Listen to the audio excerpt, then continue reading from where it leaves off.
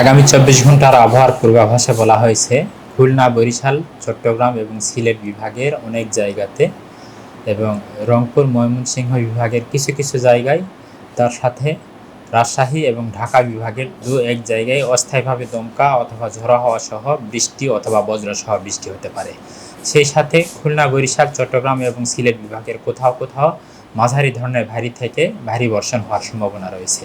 গতকালকে বিশেষ করে উত্তর বঙ্গোপসাগরে একটি লঘুচাপ ছিল। সেই লঘুচাপটি আজকে এটি সুস্পষ্ট লঘুচাপে পরিণত হয় গাঙ্গেয় পশ্চিমবঙ্গ এবং তৎসংলগ্ন উত্তর পশ্চিম বঙ্গোপসাগরে অবস্থান করছিল এবং ইতিমধ্যে এটা আরও কিছুটা এটি দুর্বল হয়ে এটি লঘুচাপ আকারে বর্তমানে গাঙ্গেয় পশ্চিমবঙ্গ এবং তৎসংলগ্ন এলাকায় অবস্থান করছে। আমরা আশা করছি যে এর প্রভাবে যে চট্টগ্রাম, কক্সবাজার, মংলা এবং পায়রা সমুদ্র বন্দর সমূহে 3 নম্বর স্থানীয় সতর্ক সংকেত ইস্যু করা হয়েছে এবং এটি বর্তমানে আরও অব্যাহত আছে। আমরা আশা করছি এটি আজকে বিকেল অথবা কালকে সকাল নাগাদ এই 3 নম্বর সতর্ক সংকেত উইথড্র হয়ে যেতে পারে।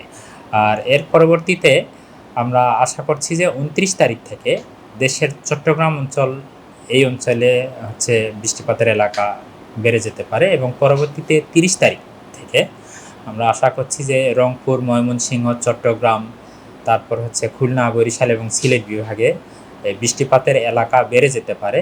সেই সাথে খুলনা, বরিশাল, চট্টগ্রাম, সিলেট, রংপুর এইসব অঞ্চলের কোথাও কোথাও মাঝারি ধরনের ভারী থেকে অতি ভারী বর্ষণ হওয়ার সম্ভাবনা রয়েছে এবং 30 তারিখ পরবর্তী সময়ে 1 তারিখ, 2 তারিখ, 3 তারিখ পর্যন্ত এই বৃষ্টিপাতের এই ধারাটা অব্যাহত থাকতে পারে।